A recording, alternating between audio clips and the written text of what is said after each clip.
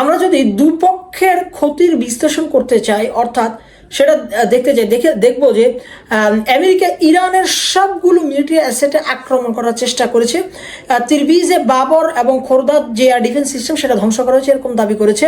এবং এই America B-2 bomber বিমানের মাধ্যমে ইরানের মিসাইল সিটি অর্থাৎ কেরমানশাহ শহরে আক্রমণ করেছে এবং এর মাধ্যমে বিশাল ক্ষতি সাধন করতে সক্ষম হয়েছে বলে দাবি করেছে। অন্যদিকে ইরাকের এরবিলে USA এয়ার ডিফেন্স সিস্টেমে ইরান আক্রমণ করতে সক্ষম হয়েছে এবং ইরাকের বালাদ এয়ার ডিফেন্স সিস্টেমে আক্রমণ করতে সক্ষম হয়েছে এবং বাগদাদের এয়ার ডিফেন্সে আক্রমণ করা হয়েছে। এবং ইরান কিন্তু এই আক্রমণ করে সে থেমে থাকেনি এবং সে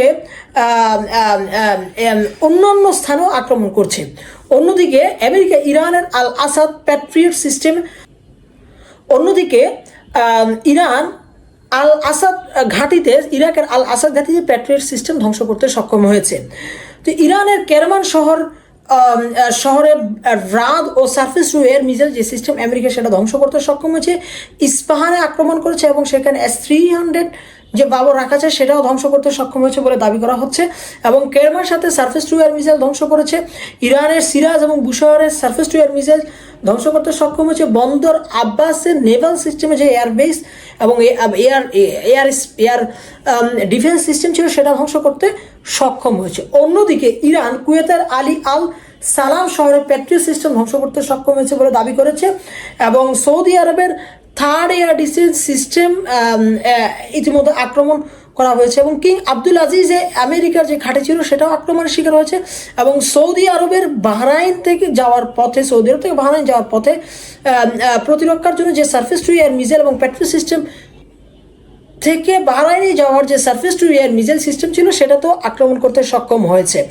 এবং শেখ ইসাতে প্যাট্রিয়ট এয়ার সিস্টেম এবং কাতার আল উবাইদ ঘাঁটিতে প্যাট্রিয়ট ডিফেন্স সিস্টেম এবং আবু ধাবিতে আল দাফিয়াতে প্যাট্রিয়ট এবং থার্ড মিসাইল এবং UAEর জাইয়েদ মিলিটারি সিটিতে এয়ার ডিফেন্স সিস্টেম এবং আল মিনাত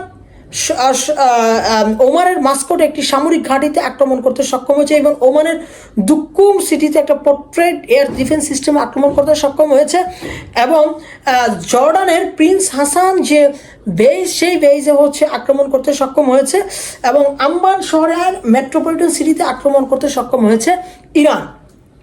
এবং জেরুজালেমের আয়রন ডোম ধ্বংস করতে সক্ষম হয়েছে ইরান, সেটাও দাবি করেছে।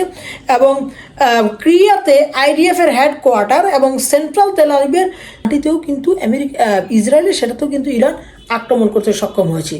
অর্থাৎ আমরা দেখতে পাচ্ছি যে দুপক্ষের বিভিন্ন এয়ার ডিফেন্সে আক্রমণ করতে সক্ষম হয়েছে। তবে এখানে একটি প্রশ্ন, ইরানের এয়ার ডিফেন্স যদি কাজই না করে থাকে তাহলে কেরমানশাহ শহরে যখন আক্রমণ করা হলো তখন কিভাবে F-15 যে ফাইটার জেট আমেরিকার সেই F-15 ফাইটার জেটকে ইরান লক করতে সক্ষম হলো এবং মিসাইল ছুটতে সক্ষম হলো। এবং যদি তাদের পাইলট না হারিয়ে থাকে তাহলে ইরাকে কেন পুলিশ পাইলটকে খোঁজ করছে?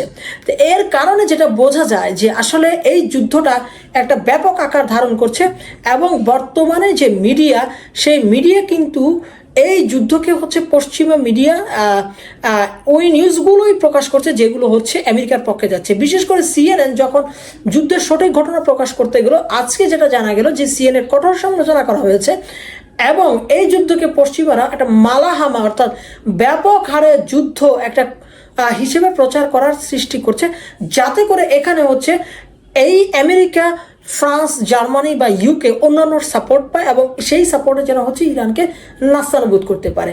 যেমন যদিও তুরস্ক বলছে যে সে আক্রমণের শিকার হয়নি ইরানের মিসাইলটা, কিন্তু ন্যাটোর যে এয়ার ডিফেন্স সিস্টেম বা নৌবাহিনী মোতায়েন ছিল ভূমধ্যসাগরে তারা দাবি করছে যে না, আসলে এটা ইরান থেকে আক্রমণ করা হয়েছে। তো এই বিষয় এবং একটা জটিল পরিস্থিতি, আসলে ঘোলা পানিতে কেউ না কেউ মাছ শিকার করার চেষ্টা করছে। এবং যখনই আমেরিকা বুঝতে পারছে যে তারা একা টিকে থাকতে পারবে না, তখনই সে তার বন্ধুভাবাপন্ন রাষ্ট্রগুলোকে সেখানে অংশগ্রহণ করার জন্য অনুরোধ করছে এবং এই যুদ্ধের ব্যয়ভার বহন করার জন্য বন্ধুভাবাপন্ন রাষ্ট্রগুলোকে অংশগ্রহণ করার জন্য অনুরোধ করছে।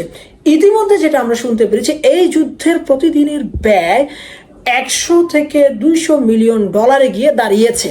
অর্থাৎ এক একটি ইন্টারসেপ্টর যেই হারে ব্যবহার হচ্ছে তার ব্যয়ভার বহন করা আমেরিকার জন্য একটি বিলাসবহুল হাতি লালন পালন করার মতো বিষয় হয়ে দাঁড়িয়েছে। অন্যদিকে আরেকটি বিষয় হচ্ছে দাঁড়িয়েছে যে যেই পরিমাণ টমাহক ক্ষেপণাস্ত্র নিক্ষেপ করা হচ্ছে, এবং সেই টমাহক ক্ষেপণাস্ত্র যুদ্ধের প্রথম দিনে 300 থেকে 400টি টমাহক ক্ষেপণাস্ত্র নিক্ষেপ করা হচ্ছে, অথচ আমেরিকার উৎপাদন ক্ষমতা 100 টমাহক বা উৎপাদন করার ক্ষমতা কিন্তু অত বেশি না যত হারে তারা খরচ করে ফেলেছে। তাই এই যুদ্ধে আসলে কতটুকু ক্ষেপণাস্ত্র ব্যবহার করবে, কত অর্থ ব্যয় করবে এবং এই যুদ্ধের ব্যয়ভার কে বহন করবে, সেটাও একটা মাথা ব্যথা হিসেবে দাঁড়িয়েছে। এবং অনেক আমেরিকান সিনেটর কিন্তু কথা বলা শুরু করেছেন যে আসলে প্রেসিডেন্টের এরকম লাগামহীন ক্ষমতা আসলে আর কতদিন।